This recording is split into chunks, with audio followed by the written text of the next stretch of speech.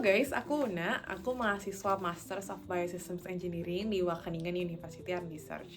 Di video sebelumnya, aku udah cerita-cerita tentang sistem perkuliahan di Wageningen sendiri, yang mana tahun pertama itu kita belajar courses, dan tahun kedua itu kita fokus untuk tesis dan internship. Nah, di sini aku mau cerita-cerita tentang mata kuliah wajib yang harus aku ambil. Aku punya 3 matkul wajib, yaitu ada Biosystems Design, Quantitative Analysis of Innovative Biosystems, dan kemudian Modeling of Bio-Based Production System.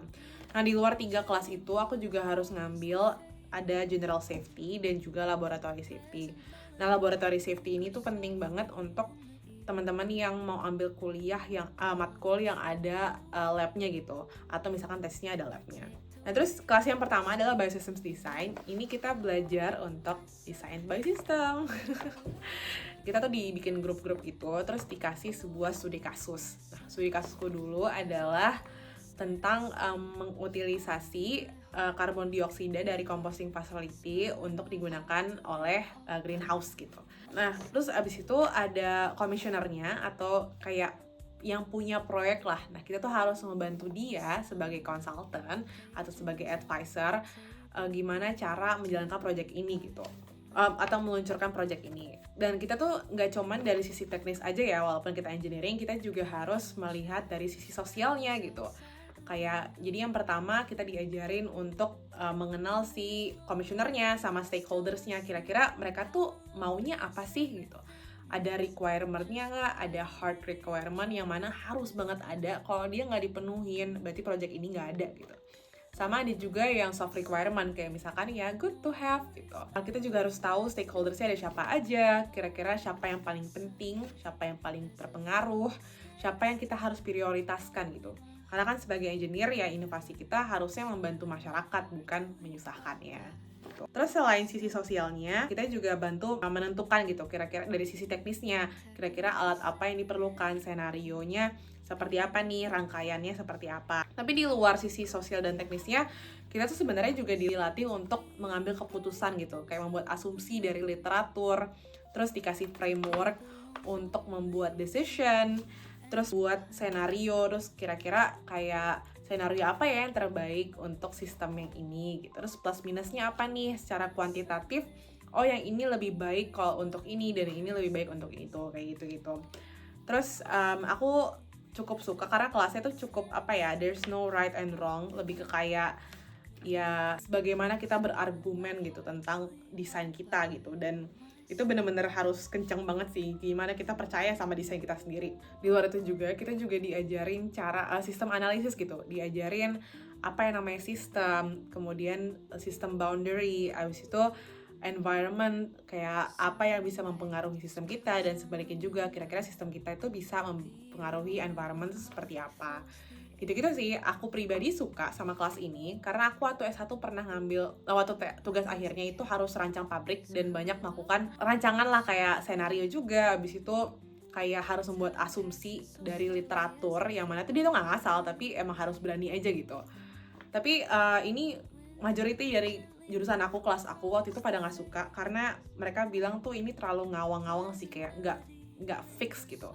Jadi karena S1 mereka tuh udah kebiasaan ngitung, yang mana jadi angka tuh ya satu gitu, harus sih itu gitu, nggak bisa agak fleksibel dalam mengambil keputusan atau membuat asumsi.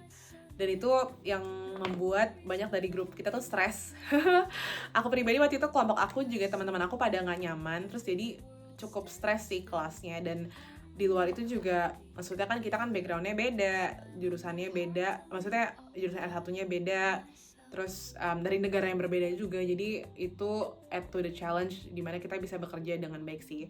Cuman seru banget sih karena waktu itu kita visit composting facility-nya, ada excursion-nya, dan si komisionernya atau yang punya proyek ini sangat-sangat baik. Waktu itu dia PhD student gitu. Terus yang kelas sorenya ada Quantitative Analysis of Innovative Biosystems. Nah ini dia agak lebih banyak menghitungnya compared to the first class. Sama ini tuh full of group work dan kita dikasih kasus.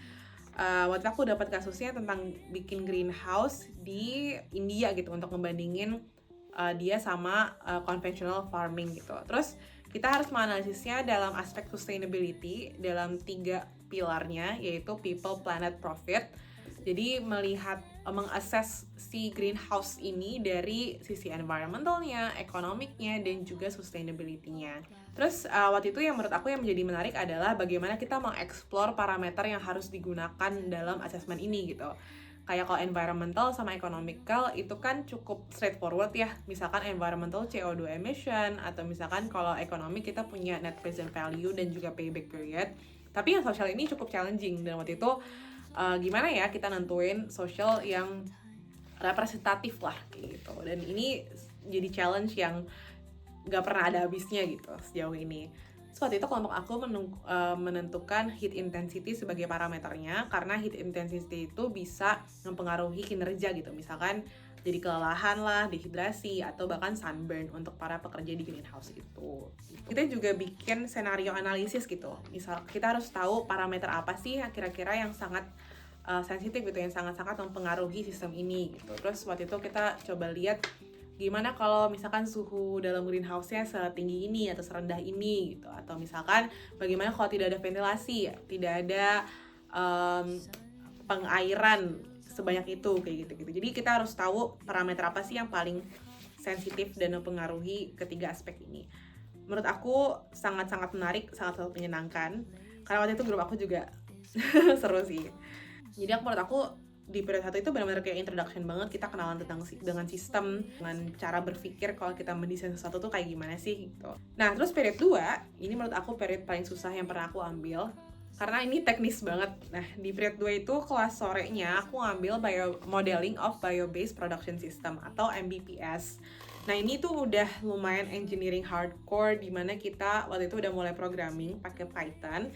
Terus waktu itu tuh kita bikin waktu S1 aku bilangnya kayak curve fitting gitu. Jadi kita harus estimasi parameter estimation. Nah itu jadi kayak lumayan statistik, tapi I think on an advanced level. Terus kita harus kayak sangat jeli gitu, kira-kira parameter apa aja yang bisa mempengaruhi sistem kita. Terus kemudian jadinya kita estimasinya yang mana duluan nih, apa yang paling berpengaruh gitu. Dipakai juga senario analisis yang kita udah pelajari di periode 1 sebelumnya, tapi itu tuh cuma jadi sebagai kayak satu bagian aja gitu dari keseluruhannya. Nah dulu satu kelas itu kita dibagi di grup-grup gitu. Aku waktu itu cuma berdua kebetulan, karena satu temanku waktu itu drop kelas, jadi kita cuma berdua. Terus kita punya kasus gede satu kelas namanya grass model gitu. Jadi kita menganalisis pertumbuhan grass dengan growth model itu. Terus kita juga menganalisis kayak water retentionnya gitu kan air kan mempengaruhi pertumbuhan grass gitu. Kita menganalisis kayak airnya dalam layer soilnya, layer 1, layer 2, layer 3. Abis itu kita juga harus menentukan kayak kapan ya the best time to harvest gitu, agar dalam 1 tahun kita mendapatkan maksimal grass yield kayak gitu.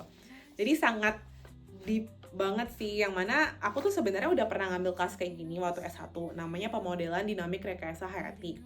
Cuman aku rasa di S2 ini tuh jauh lebih deep dan jauh lebih spesifik gitu. Jadi waktu itu aku cukup overwhelmed karena aku kaget banget, dan sebenarnya kayaknya yang bikin overwhelmed juga karena kelas pagi aku tuh susah banget menurut aku.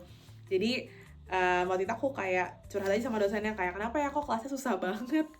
Terus untungnya dosennya tuh sangat helpful ya. Aku seneng dosen-dosen di sini tuh sangat terbuka gitu. Terus kayak waktu aku cerita tuh mereka nggak judging, kayak mereka ya lihat aja kayak kira-kira kita membuat sistemnya seperti ini karena tujuan kami ini, tapi menurut kamu bagaimana gitu. Jadi sangat open to feedback sih, aku suka banget gitu.